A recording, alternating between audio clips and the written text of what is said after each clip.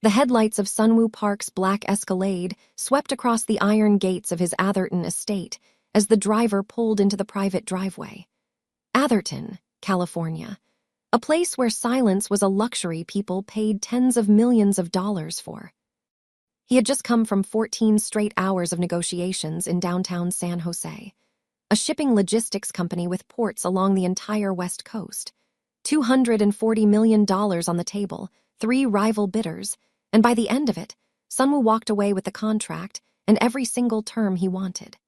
That was what he did. He walked into rooms where powerful men sat, and he walked out with everything they thought was theirs. People called him a Korean Mafia boss. He never corrected them. The reputation was useful.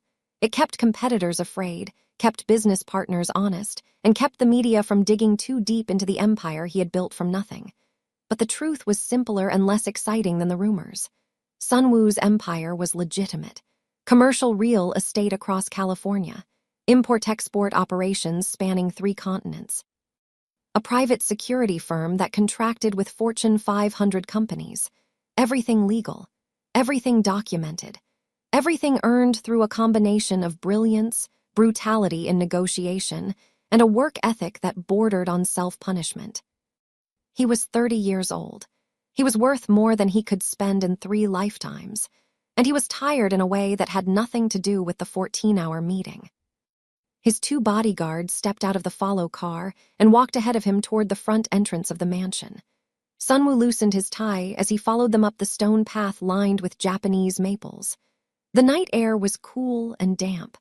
A light rain had passed through earlier, leaving everything slick and glistening under the landscape lighting. The lead bodyguard, a broad-shouldered man named Deho, stopped walking. He held up his hand. The second bodyguard immediately moved to flank Sunwoo. Sunwoo saw it before anyone said a word. There was a woman lying on the stone steps of his front door. She was on her side, curled into herself like she had tried to make her body as small as possible. One arm was tucked beneath her torso. The other was stretched out toward the door, fingers extended, like she had been reaching for the doorbell but collapsed before she could press it. There was blood, a lot of it. It had pooled beneath her body and run down the steps in a thin, dark stream that caught the light like oil. She was black, fair-skinned, with natural curls matted against her forehead from sweat and rain. She was wearing hospital scrubs, lavender-colored, the kind nurses wear. The scrubs were soaked through on her left side, and the blood was coming from somewhere just above her hip. A deep wound. Not a scratch, not a scrape, something deliberate. Deho reached for his phone to call the police. Sunwoo said, "Don't." He pushed past both bodyguards. He knelt beside the woman on the cold stone. He pressed 2 fingers against her neck, feeling for a pulse. It was there. Faint, thready, but there. Her skin was clammy and her breathing was shallow, the kind of breathing that meant she did not have a lot of time. Her eyes fluttered open, just for a second. She looked directly at him, her lips moved. She whispered something. "Not help, not please." She said, "Sunwoo." Then her eyes rolled back and she went limp. Sunwoo did not move for 3 full seconds. He stared at the unconscious woman's face. He had never seen her before in his life, he was certain of it. He had an exceptional memory for faces, a skill that had served him well in business and in the years before business. He did not know this woman, but this woman knew him. She knew his name, not his last name, which was public, his first name. And she had come to his home, bleeding in the middle of the night to find him. He made a decision, in the time it took to exhale. "Call Dr. Yoon," he told Deho. "Now, tell him it is an emergency and he has 20 minutes to get here." Sunwoo slid his arms beneath the woman's body and lifted her. She weighed almost nothing. Her head fell against his shoulder, and her blood soaked through his white dress shirt immediately, warm and spreading fast. He carried her through the front door, across the marble foyer, and into the ground floor study where there was a long leather couch. He laid her down carefully, grabbed a throw blanket from the armchair, and pressed it against the wound on her side to slow the bleeding. While he held pressure on the wound, he noticed something. Her left hand was clenched in a tight fist. He gently pried her fingers open. She was holding something, a photograph, crumpled and wet with her own blood. He smoothed it out on the couch beside her. Everything inside him went still. It was a photo of his mother. His mother, Yoonji Park. His mother who died 11 years ago in a car accident on the Pacific Coast Highway. His mother whose funeral he attended when he was 19 years old. His mother whose death turned him from a boy into whatever he was now. The photo showed her sitting in a garden somewhere, smiling, older than he remembered her. Much older. The woman in the photo was not the 41-year-old mother he buried. She looked like she was in her 50s, maybe older. That was impossible. Sunwoo turned the photo over. On the back, in handwriting he did not recognize, someone had written 7 words. They lied to you, ask her. Dr. Yoon arrived in 18 minutes. Sunwoo stood at the window of his study with his arms crossed and his blood-soaked shirt clinging to his chest while the doctor worked on the unconscious woman. He did not look at the doctor. He did not look at the woman. He stared at the dark lawn outside and held the photograph so tightly in his right hand that his knuckles turned white. His mother was dead. He had watched them lower the casket. He had thrown the first handful of dirt. He had stood at that grave every year on the anniversary and spoken to a headstone. But the woman in this photograph was older than the woman they buried. And the message on the back said they lied. The woman did not wake up until the following morning. Dr. Yoon, Sunwoo's private physician, had stabilized her through the night. The wound was caused by a blade. Clean, deliberate. Whoever had cut her knew exactly how deep to go, deep enough to cause serious bleeding, shallow enough to avoid the organs. This was not someone trying to kill her. This was someone sending a message, a warning. Sunwoo had not slept. He spent the night at his desk running her face through every database his security team had access to, corporate records, social media platforms, facial recognition software that Yeemin Ri, his head of security, had access to through private channels. Nothing came back. This woman was a ghost. No online presence. No records tied to her face, like she did not exist. At 7 in the morning, Di-ho radioed from the guest room upstairs. The woman was awake, and she was panicking. Sunwoo walked upstairs and heard the commotion before he reached the door. She was trying to rip the IV out of her arm. She had already knocked over the bedside table and was pressing herself into the corner of the room, wild-eyed, looking at Di-ho like he was a threat. Di-ho, to his credit, had not touched her. He was standing 6 feet away with his hands raised, trying to tell her she was safe. She did not look like she believed him. Sunwoo stepped into the room and said calmly, "Everyone out." Di-ho left. The door closed. It was just the two of them. The woman stared at Sunwoo from the corner. Her chest was heaving. Her curls were wild around her face, and the bandage on her side was spotted with fresh blood from her movement. She was scared, genuinely, deeply scared. But underneath the fear, Sunwoo saw something else, defiance. She was not the kind of person who stayed afraid for long. He pulled a chair from the desk, set it in the middle of the room, and sat down. He did not move toward her. He did not raise his voice. He reached into his jacket pocket and held up the blood-stained photograph of his mother. "Start talking," he said. Her name was Sandra Cole. She was 27 years old. She was a registered nurse at a private long-term care facility in Palo Alto, specializing in geriatric and palliative patients. She had worked there for 3 years. 8 months ago, a new patient was admitted to the facility under the name Mrs. Cho. She was elderly, frail, and terminally ill with late-stage kidney failure. She had no listed family, no emergency contacts. Her care was paid for in full by a private trust, and the facility administrators made it clear to the staff that Mrs. Cho was to be given the highest level of care with the lowest level of curiosity. No questions. No outside visitors, no exceptions. Sandra was assigned as her primary nurse. Over weeks and then months, Mrs. Cho grew attached to Sandra. It started small. She would hold Sandra's hand during treatments. She would ask Sandra to stay after her shift and sit with her.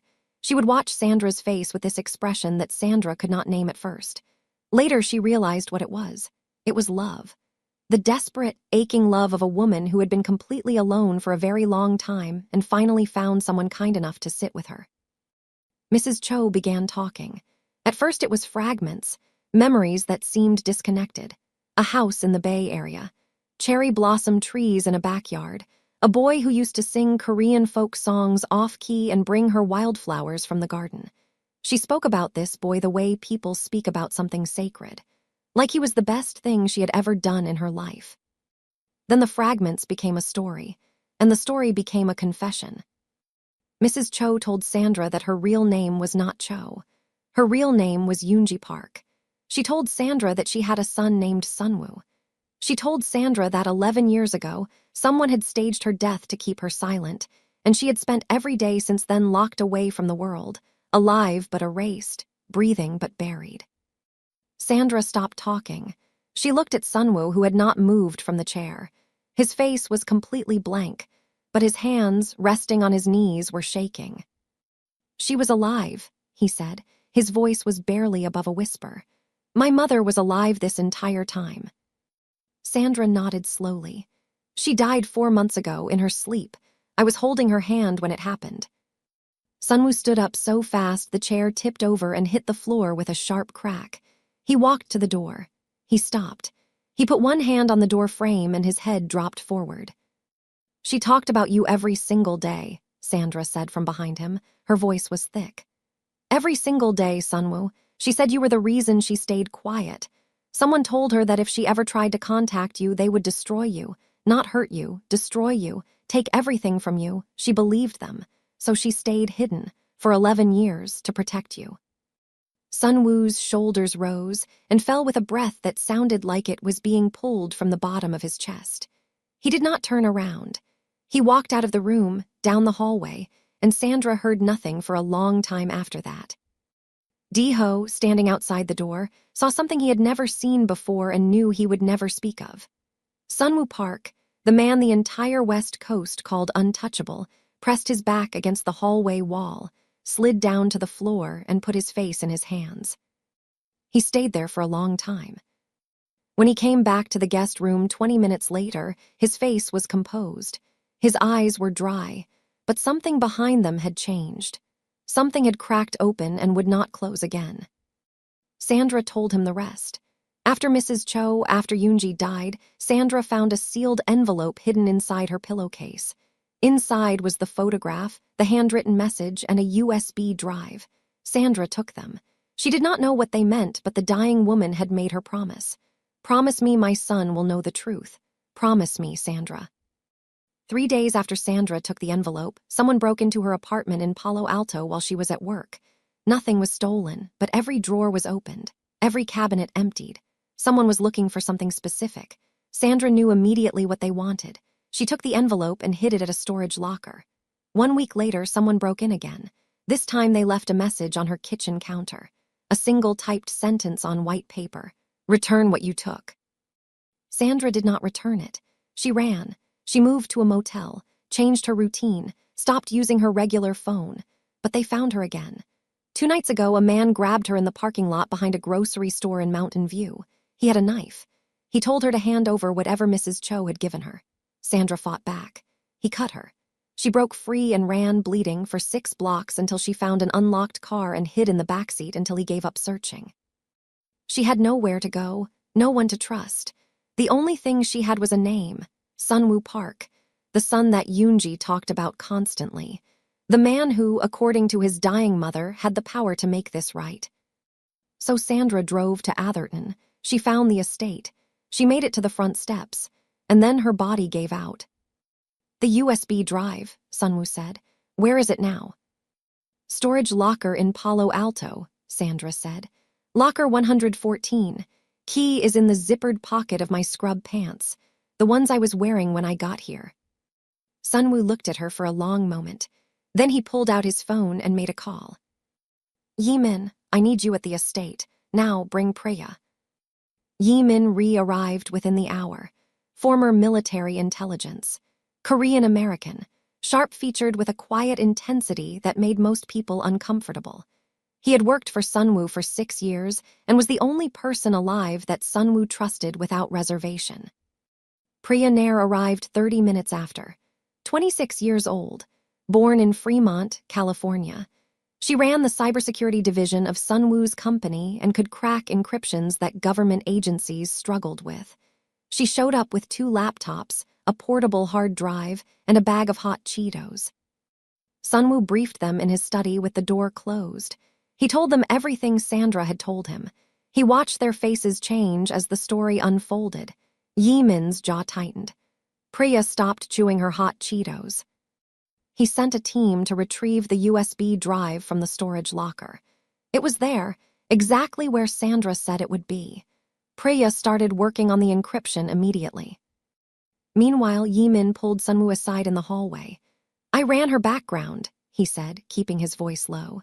"Sandra Cole, 27, registered nurse just like she said, Baltimore native, parents deceased. One younger brother, Tobias Cole, sophomore at Howard University in D.C. She sends him money every month, $1,500 like clockwork. And she is clean, too clean, no debt, no criminal record, no social media presence at all, no Instagram, no Twitter, no Facebook, nothing. For a 27-year-old woman in the Bay Area, that is unusual. Maybe she values privacy. Maybe, or maybe she has been hiding for longer than she told you." Sunwoo considered this. Keep watching her, but do it quietly. He walked back to the guest room to check on Sandra and found her standing in the middle of the room, fully dressed in borrowed clothes from the housekeeper, trying to pull on her shoes with one hand while the other pressed against her bandaged side. "What are you doing?" he asked from the doorway. "Leaving," she said without looking up. "I delivered the photograph. I told you what your mother said. You have the USB drive. You do not need me here anymore. You were stabbed 2 nights ago. I am a nurse. I know how to take care of a wound. You showed up at my door half dead. And now I am half alive, which is an improvement." She finally got her shoe on and straightened up, wincing. "Look, I did what she asked me to do. I got the message to her son. My part is done. I have a life. I have a job. I have a brother who needs me to wire him money by Friday or he cannot pay his meal plan at Howard.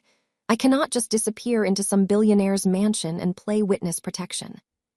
Sunwoo leaned against the door frame. "Whoever cut you is still out there. You go back to your life, they will find you again, and next time the blade will go deeper. I have handled worse. I believe you, but handling worse does not mean you should have to." Sandra looked at him then, really looked at him. He was still wearing the blood-stained shirt from last night, her blood. He had not changed. He had not slept. His eyes were red-rimmed and his jaw was tight, and he looked like a man who was holding himself together through sheer force of will. "Why do you care?" she asked. "You do not know me." "You are right, I do not. But you knew my mother. You sat with her. You held her hand when she died. You are the last person on this earth who heard her voice, and you came to my door bleeding to keep a promise you made to a dying woman you had no obligation to." He paused. "I cannot get those 11 years back. I cannot bring her back. But the answers you are running from are the same answers I have been searching for my entire adult life, and I cannot get them without you." The room was quiet for a long time. Sandra looked at the floor, then at the window, then back at him. "I am not your employee," she said. "I am not your guest, and I am definitely not your charity case." "Understood. And I want my own bathroom." Something shifted at the corner of Sunwoo's mouth. It was not quite a smile, but it was close. "You will have your own wing." Sandra stayed. The first 2 days were awkward. Sandra was fiercely independent, and Sunwoo's estate was a world she had no frame of reference for. The kitchen alone was bigger than her entire apartment.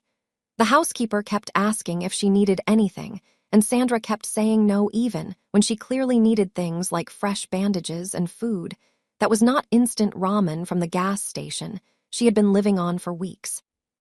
Sunwoo noticed. He did not say anything. He just made sure the kitchen was stocked with things she might actually eat. He noticed she drank her coffee black and that she read medical journals on her phone during downtime. He noticed that she called her brother Tobias every evening at 8 and that her voice changed when she talked to him. It became softer, lighter, like she was a different person when she was not carrying the weight of everything alone. On the second night, Sandra could not sleep. The stitches on her side pulled every time she turned over, and the unfamiliar silence of a mansion was louder than any city noise she was used to. She went downstairs to the kitchen at midnight to make tea. Sunwoo was already there, sitting at the island counter in the dark. The photograph of his mother was on the counter in front of him, illuminated only by the under-cabinet lights. He was just staring at it, not touching it, just staring. Sandra stopped in the doorway. She almost turned around. But something about the way he was sitting, the absolute stillness of a man who was falling apart so quietly that no one would ever know unless they walked into this exact kitchen at this exact moment, made her stay. She did not say anything. She walked to the stove, boiled water, and made 2 cups of tea. She set one in front of him on the counter. Then she turned around and walked out. She was halfway down the hall when she heard him pick up the cup. It was the first kind thing anyone had done for Sunwoo in a very long time that did not come with a contract, an invoice, or an expectation. He drank every drop. It took Priya 3 days to crack the encryption on the USB drive. When she did, she called Sunwoo immediately. He came to his corporate office in San Jose and sat across from her at the conference table. Yi-min stood by the door. Priya turned her laptop around to show them what was on the drive. It was everything. Medical records from the private facility in Scottsdale, Arizona, where Yoonji Park had been kept for 11 years under the name Mrs. Cho. Financial transactions showing monthly payments to the facility from a trust account. Legal documents creating the fake identity, transfer orders, admission paperwork, and audio recordings. Priya played the first one. The sound quality was slightly muffled, like it was recorded on a phone hidden in a pocket. 2 men were talking. One voice Sunwoo did not recognize. The other voice made him stop breathing. It was his uncle, Moon-sik Cho, his mother's brother. In the recording, Moon-sik was giving instructions. He was telling the unidentified man to make sure Yoonji's medication schedule was adjusted to keep her calm and compliant. He was discussing payment for the next quarter. He was talking about Sunwoo. He said, "The boy cannot know. If he finds out, everything falls apart. He will come for all of us." Sunwoo pressed the spacebar to pause the recording. "Play the next one," he said. The second recording was longer. In it, Moon-sik explained the full scope of what he had done. 11 years ago, Yoonji had discovered that Moon-sik had been embezzling from their father's estate for years. Their father, Sunwoo's grandfather, had built a small but significant fortune in Korea before the family immigrated to the United States in the 1990s. When the grandfather died, the estate was supposed to be split between Yoonji and Moon-sik, with a substantial portion held in trust for Sunwoo. Moon-sik had diverted the trust funds into his own accounts. He used the money to build his chain of luxury hotels across the West Coast. Every dollar of his success was built on money he stole from his own sister and nephew. When Yoonji found out, she confronted him. She told him she was going to tell Sunwoo everything. Moon-sik panicked. He could not let that happen. If Sunwoo found out, Moon-sik would lose everything. His money, his reputation, his standing in the Korean-American business community that he had spent decades building. So Moon-sik arranged the car accident. Yoonji's car was run off the Pacific Coast Highway, but she was not in it when it went over the cliff. She had been pulled from the vehicle minutes before by men Moon-sik had hired. She was sedated, transported to Arizona, and placed in the care facility under a false name. Moon-sik paid for everything. He controlled everything. And he told Yoonji that if she ever tried to reach her son, he would make sure Sunwoo was destroyed. Not physically, financially. Socially, completely, Moon-sik had connections, powerful connections. And Yoonji, isolated and afraid, believed him. So she stayed silent for 11 years. She stayed silent, and she watched her son grow up through news articles and business magazines that the facility staff occasionally brought her. She stayed silent, and she died without ever hearing his voice again. Sunwoo listened to all 4 recordings without moving. When they were finished, the conference room was silent. Priya was staring at her keyboard. Yi-min was watching Sunwoo with the careful attention of a man who knew what contained violence looked like. Sunwoo did not scream. He did not throw anything. He did not slam his fists on the table. He sat perfectly still with his hands flat on the surface in front of him and his eyes focused on a point somewhere beyond the wall. Moon-sik Cho, the man who stood beside him at his mother's funeral, The man who put his arm around a sobbing 19-year-old Sunwoo and told him to be strong. The man who helped him secure his first investors. The man who mentored him through the early years of building his empire. The man he called uncle. The man he trusted. "Sunwoo," Yimin said quietly. "I need the room," Sunwoo said. His voice was flat, empty. They left. The door closed. Sunwoo sat alone in the conference room for 45 minutes. When he came out, his face was composed and his instructions were precise. He told Yimin to compile a complete file on Moon 6 financial holdings, business associates, and travel schedule. He told Priya to make backup copies of everything on the USB drive and store them in 3 separate secure locations. He told his legal team to begin a forensic audit of his family's estate records going back 25 years. Then he drove back to Atherton. Sandra was sitting on the back patio reading when he walked through the house. She looked up and immediately knew something had changed. His face was the same controlled mask he always wore, but his eyes were different, darker, like someone had blown out a candle behind them. "What was on the drive?" she asked. He told her everything. And then he asked her to tell him about his mother's last months, not the medical details, the human ones. Sandra set her book down and talked for over an hour. She told him how Yoonji loved the color yellow and insisted on having yellow flowers in her room at all times. She told him how Yoonji would ask Sandra to read to her in English because she said the language sounded like music when Sandra spoke it. She told him how Yoonji kept a small notebook where she wrote letters to Sunwoo that she never sent, filling page after page with things she wanted to tell him. What she ate for breakfast. What the weather was like. How she saw a hummingbird outside her window, and it reminded her of the garden they used to have. "She said you used to sing to her," Sandra said softly. "Korean folk songs. She said you were terrible at it, completely off-key. She said it was the most beautiful sound she ever heard." Sunwoo stood up and walked inside without a word. Sandra let him go. She understood that some grief was too big to carry in front of another person. That night, Sunwoo was woken at 2 a.m. by an alert from his security team. Someone had breached the outer perimeter of the estate. Yimin's team intercepted the intruder within minutes. It was not a random break-in. The person was carrying a burner phone with a single text message on the screen. "Bring the nurse to Scottsdale, or the brother pays." Sunwoo read the message twice. Then he went upstairs and knocked on Sandra's door. When she opened it and saw his face, she knew. She knew before he said a single word. Her hand went to her mouth and she whispered, "Tobias." Her younger brother had been taken. Sandra fell apart, completely and totally fell apart. She collapsed against the doorframe of the guest room and slid to the floor, and the sound that came out of her was not a scream. It was something worse. It was the sound of a person whose entire reason for existing had just been ripped away. Tobias, her baby brother, her 19-year-old baby brother who was supposed to be safe at Howard University in Washington, D.C., 3,000 miles away from all of this. Tobias, who she had raised since she was 19 years old after their parents died in a house fire in Baltimore. Tobias, who she worked double shifts and triple shifts for. Tobias, who she skipped meals for so he could have new textbooks. Tobias, who got into Howard on a partial scholarship because he was brilliant, genuinely brilliant, and Sandra covered the rest of his tuition with every spare dollar she earned. He was all she had.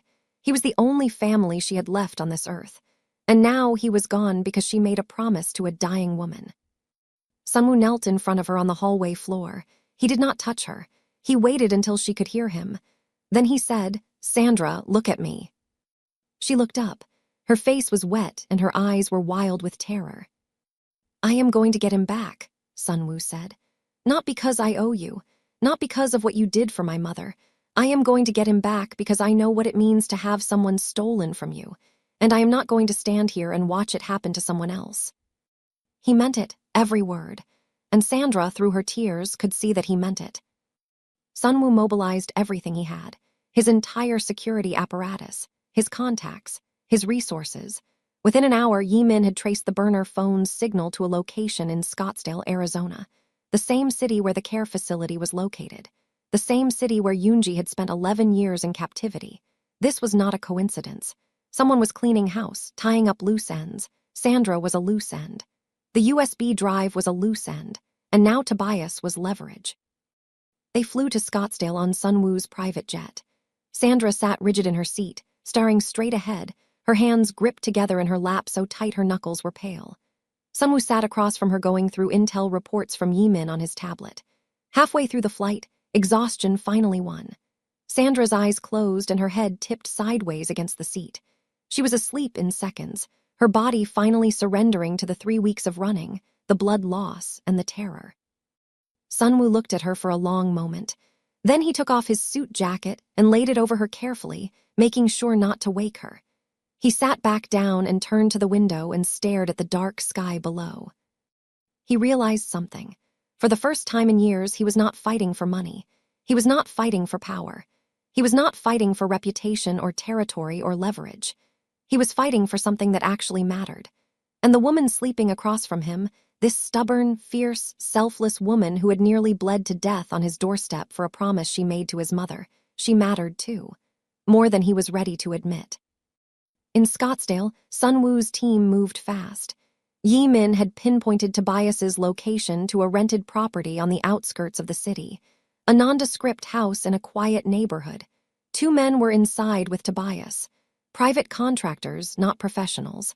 Moonsik had hired them through a middleman. Sunwoo's security team executed a precise, coordinated extraction. No weapons fired. No shots. No violence. They used access codes obtained from intercepted communications between the contractors and the middleman, and they walked through the front door before either man even realized what was happening.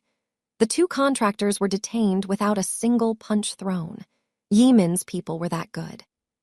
Tobias was in the back bedroom. He was sitting on the floor with his wrists zip-tied in front of him, wearing a Howard University sweatshirt and glasses that were crooked on his face. He was shaking but unharmed. When the door opened and Sandra ran in, he looked up at his sister and his face crumpled. "Sandra," his voice broke on her name. She dropped to her knees and pulled him into her arms so hard he could barely breathe. She was crying. He was crying too, trying not to, failing completely. She held his face in her hands and checked him for injuries, running her fingers over his head, his arms, his wrists where the zip ties had been cut away. He kept saying, "I am okay, I am okay," and she kept shaking her head because she needed to see for herself. Sunwoo stood in the doorway of the bedroom watching them. Yimin was beside him. After a moment, Yimin glanced over and saw Sunwoo look away, jaw tight, blinking too hard. Yimin did not say a word. Some things you just let be. They flew back to Atherton that same night. Tobias fell asleep on the plane with his head on Sandra's shoulder, and Sandra did not move for 3 hours even though her injured side was screaming. While they were in Scottsdale, Sunwoo's team had also visited the care facility where Yoonji had spent her final years. Most of the staff had been replaced since her death, and the records had been largely scrubbed. But one person remained. An older Filipina nurse named Consuelo who had worked at the facility for over 15 years. She remembered Mrs. Cho. She remembered the son that Mrs. Cho never stopped talking about. Consuelo told Sunwoo's team that after Yoonji died, the facility received instructions to destroy all personal belongings. Consuelo was supposed to clean out the room, but she found something she could not bring herself to throw away. A handwritten letter, sealed in an envelope, addressed to a name she did not recognize at the time. Sunwoo Park. Consuelo kept it. She did not know why. She just felt like she was supposed to. She gave it to them. The letter arrived at the Atherton estate the next day by secure courier. Sunwoo held the envelope in his hands for a long time before opening it. His mother's handwriting was on the front. He recognized it instantly. The way she formed her characters, the slight leftward slant. He went to his study, he locked the door, and he read his mother's final letter. It was 3 pages long, written in Korean, every word in her hand. She told him everything Moonsik had done, the embezzlement, the staged accident, the years of captivity disguised as medical care. She told him about the deal that kept her silent. "Your uncle told me that if I ever reached for you, he would burn everything you built to the ground. I believed him. Maybe I should not have. Maybe I should have fought, but you were all I had left, Sunwoo. You were the only thing they could not take from me as long as you were safe, so I stayed quiet. And every day I stayed quiet, I died a little more. She told him about Sandra, the nurse who changed everything. She is good, Sunwoo. She is kind in a way that has been beaten out of most people by the world. She sat with me when no one else did. She listened. She did not have to care about an old woman with no name and no visitors, but she did. She is the reason you are reading this letter. If she finds you, if she keeps the promise she made me, take care of her. Not because I asked, because she deserves someone in her corner for once. The final paragraph hit Sunwoo like a freight train. My beautiful boy, I did not stay away because I stopped loving you. I stayed away because loving you was the only thing I had left, and I could not let them take that too. Do not let anger be what defines you now. You are more than what they made you. You always were, but if you must fight, fight with your eyes open. Moonsick is not the only one.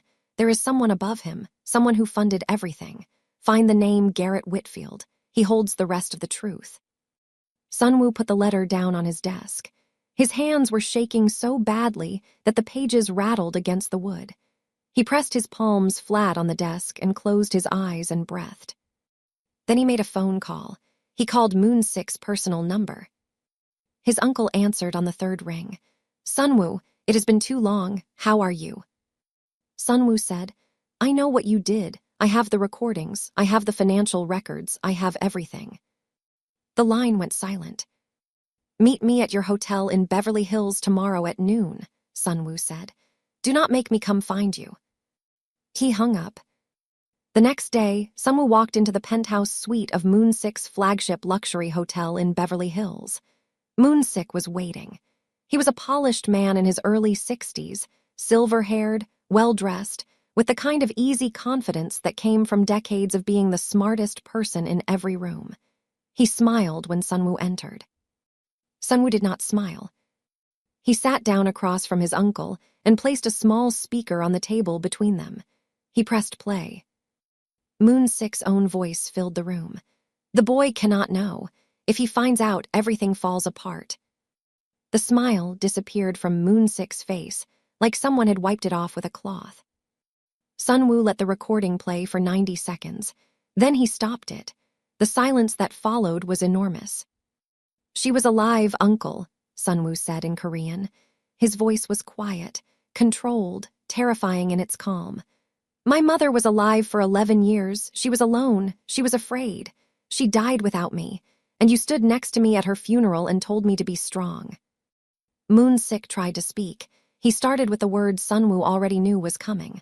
I was protecting. Do not, Sunwoo's voice cut like a blade. Do not say you were protecting the family. You were protecting yourself. You stole my grandfather's money. You stole my inheritance. And when my mother found out, you did not face the consequences like a man. You buried her alive. You used her love for me as a prison, and you locked her in it for over a decade. Moonsick's composure cracked. His hands were trembling on the table. You do not understand the position I was in. I understand perfectly. You were a thief who got caught by his own sister, and instead of accepting responsibility, you erased her from existence. Sunwoo leaned forward. You have 48 hours. Liquidate every asset connected to the embezzled funds. Transfer every dollar with interest into a trust that my legal team will designate. If you do not, every recording, every document, every piece of evidence goes to the FBI, the IRS, and every news outlet on the West Coast. Moonsick's face was gray. You would do that to your own family. Sunwoo stood up. He looked down at the man who was once the most important figure in his life after his mother, and he felt nothing. No anger, no sadness, just a vast, empty space where trust used to live. You are not my family, Sunwoo said. You stopped being my family the night you buried an empty casket and watched me cry over it. He walked out without looking back. That evening, Sandra found Sunwoo sitting alone in the garden behind the estate. The California sky was turning purple and orange above the oak trees, and he was sitting on a stone bench near the koi pond with the letter from his mother folded in his lap. He was not crying, but the evidence of it was all over his face. Sandra almost walked away. She almost gave him his privacy, but something pulled her forward. She sat down beside him on the bench. She did not say anything for a while. They just sat in the quiet. Then Sandra said, "She used to hum a song every evening, a Korean melody. She never told me the name, but I heard it so many times I learned it." She hummed it, softly, under the darkening sky. Sunwoo closed his eyes. His jaw trembled. He knew the song. It was the same lullaby his mother sang to him when he was a child.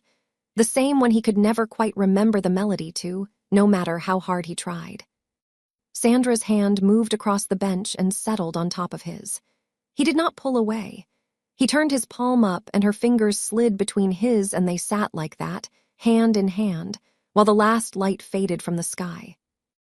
Neither of them said a word. Neither of them needed to. The name from his mother's letter haunted Sunwoo, Garrett Whitfield.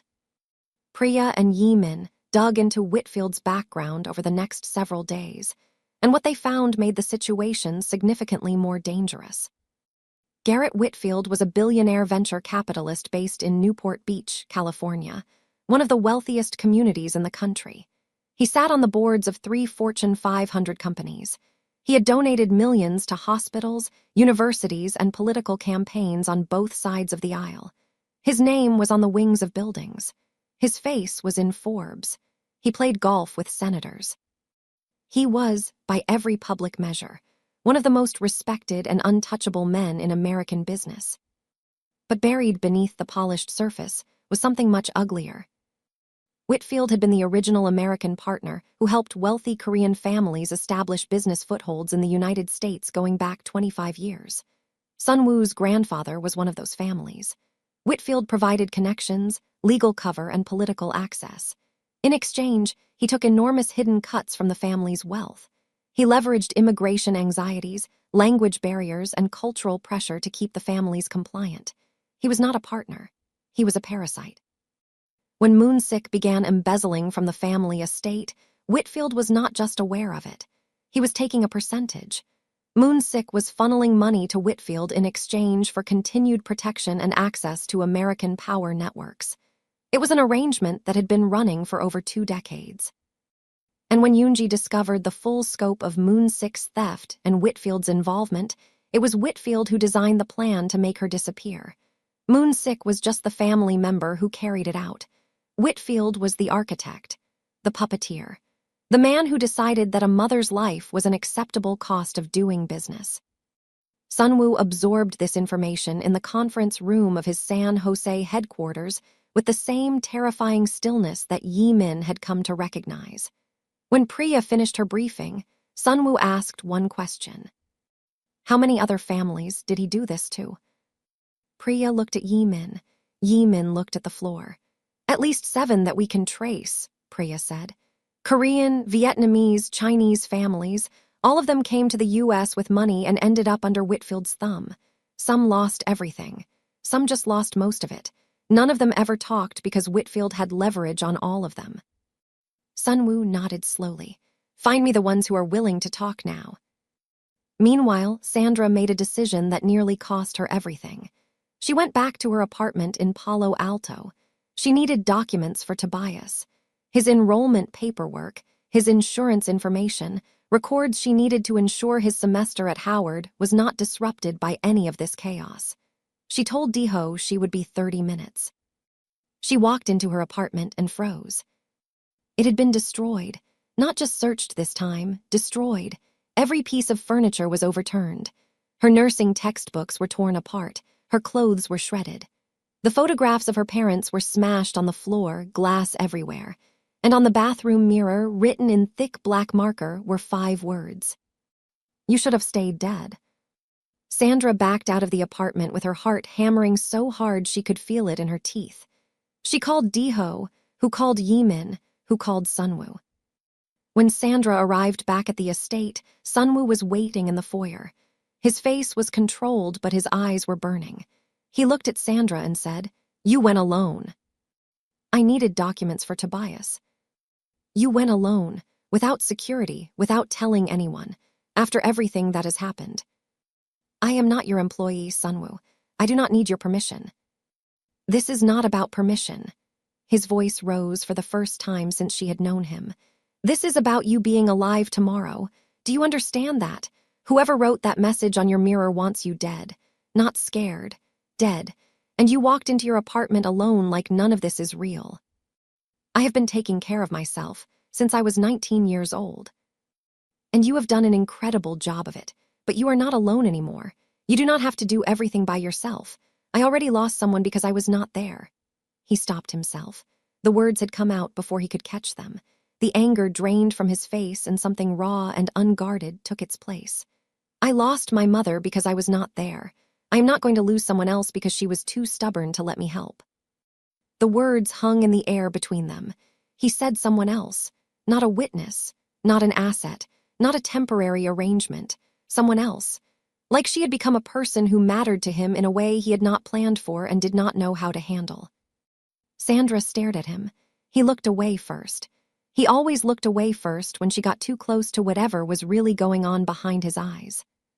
She did not push. She just said quietly, "Okay, next time I will take Deho." He nodded. He walked away. And Sandra stood in the foyer with her heart doing something she absolutely did not have time for.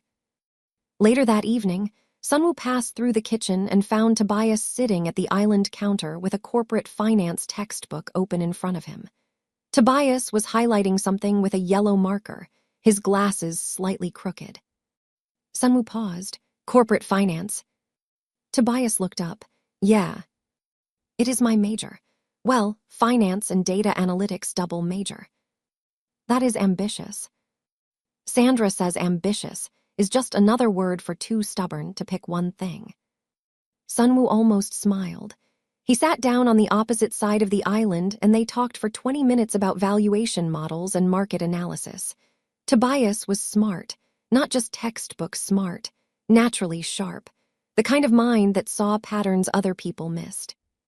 "If you want a summer internship," Sunwoo said, "my company has a program. It is competitive, but I could put in a word." Tobias looked across the room at Sandra, who was reading on the couch. She gave a small nod. Tobias grinned. It was wide and genuine, and it transformed his whole face. "For real." For real. It was the first time Sunwoo had smiled since this entire nightmare began. A real smile, small but real. And Yi-min, who was passing through the hallway, saw it and thought, well, that is new. Sunwoo did not go after Garrett Whitfield with threats or intimidation. He went after him the way a chess master takes a king, by removing every piece around him first. Over the course of 2 weeks, Sunwoo's legal team, forensic accountants, and Priya's cybersecurity unit compiled an airtight case. Financial fraud, coercion, conspiracy, systematic exploitation of immigrant families over a 25-year period. Every transaction was documented. Every shell company was traced. Every hidden account was mapped. Sunwoo reached out to 3 other Korean-American families who had been victimized by Whitfield's scheme. 2 of them agreed to come forward. Their testimonies were devastating. One family had lost a restaurant empire they had spent 30 years building. Another had been pressured into signing over mineral rights to property they owned in Alaska that turned out to be worth $40 million. These were families who had come to America with hope and hard work, and had been systematically stripped of what they built by a man who smiled in their faces while robbing them blind. Moon-sik, faced with Sunwoo's 48-hour ultimatum, folded completely. He liquidated his hotel assets. He transferred the embezzled funds plus interest into a trust designated by Sunwoo's legal team. He cooperated fully, providing documentation and testimony about his arrangement with Whitfield. In exchange, Sunwoo did not release the recordings publicly. But Sunwoo made one thing clear. Moon-sik was to leave the country. He was to never contact Sunwoo again. Not a phone call, not a letter, not a message through a third party. Nothing, ever. Moon-sik flew to Korea the next day. He did not say goodbye. There was nothing left to say. With Moon-sik's testimony and the documentary evidence, Sunwoo's legal team prepared a comprehensive filing for federal investigators. Simultaneously, Sunwoo arranged something that would ensure the story could not be buried by Whitfield's political connections and media influence. He held a press conference. In the main auditorium of his corporate headquarters in San Jose, Sunwoo stood behind a podium in front of cameras from every major news network. His legal team flanked him on both sides. Two of the victim families stood behind him. Sandra watched from backstage on a monitor. Tobias stood beside her. Sunwoo did not make it personal. He did not mention his mother by name. He did not talk about his grief or his rage or the 11 years that had been stolen from him. He framed the entire presentation around a systemic issue: the exploitation of immigrant families by American power brokers who weaponized trust and access. He presented the evidence clearly and methodically: financial records, shell company structures, testimony excerpts. Every slide was damning, every document was verified. By the time he finished, the room was silent. A reporter asked, "Mr. Park, you are alleging that one of the most prominent venture capitalists in the country systematically defrauded multiple immigrant families. Do you have any personal connection to these allegations?" Sunwoo paused. For just a moment, the mask slipped, just enough for anyone paying attention to see the man underneath. "I have a personal connection to what it means to lose someone because powerful people decided that your family did not matter enough to protect," he said. No further comment on that. The story went viral before the press conference was over. National news picked it up within hours. By evening, it was trending on every social media platform. By the next morning, Whitfield's board memberships were collapsing like dominoes. His political allies were distancing themselves publicly. Federal investigators announced they were opening a formal case. Garrett Whitfield, the untouchable billionaire of Newport Beach, was no longer untouchable. After the press conference, Sunwoo walked backstage. The adrenaline was draining out of him, and what was left behind was exhaustion and something he had not felt in so long he almost did not recognize it: relief. It was not over. The legal process would take months, maybe years, but the truth was out. It could not be buried again. Sandra was waiting for him behind the stage curtain. She looked at him. He was leaning against the wall with his tie loosened and his eyes red-rimmed. He looked like a man who had just laid down something impossibly heavy that he had been carrying for a very long time. "Your mother would have been so proud of you," Sandra said. He looked at her. His voice was rough when he said, "She would have loved you. She always loved people who fought even when they were scared." Sandra blinked, and 2 tears rolled down her cheeks. Sunwoo reached out and gently tucked a curl behind her ear. His fingers lingered against her temple for just a moment. It was the most tender thing he had ever done in his entire life. And standing there backstage, with the noise of reporters and cameras on the other side of the curtain, something between them finally stopped being unspoken. 6 months later, Garrett Whitfield was indicted on 14 counts of financial fraud, conspiracy, and coercion. His assets were frozen pending trial. The families he had exploited began receiving restitution through a fund that Sunwoo personally established and endowed with $50 million. The fund was named the Yoonji Park Foundation. Its mission was to provide legal protection, financial advocacy, and educational support for immigrant families targeted by predatory business practices. The foundation was Sandra's idea. Sunwoo just wrote the check. Sunwoo flew to Scottsdale one more time, this time alone. He visited his mother's real grave, a quiet plot in a small cemetery on the outskirts of the city that Sandra had helped him locate through Consulo at the care facility. He brought white chrysanthemums, the Korean flower for mourning and remembrance. He placed them on the headstone and sat down on the grass beside it. He read her letter out loud, all 3 pages. His voice broke twice, but he finished it. Then he sat quietly and told her things. He told her about the foundation in her name. He told her about the press conference. He told her about Moon's sick leaving and Whitfield's indictment. Then he told her about Sandra. "You were right about her, Oma," he said. "She is good. She is stubborn and she argues with me about everything, and she makes terrible coffee, but she makes it for me anyway. She kept her promise to you. She found me, and I think maybe you knew she would."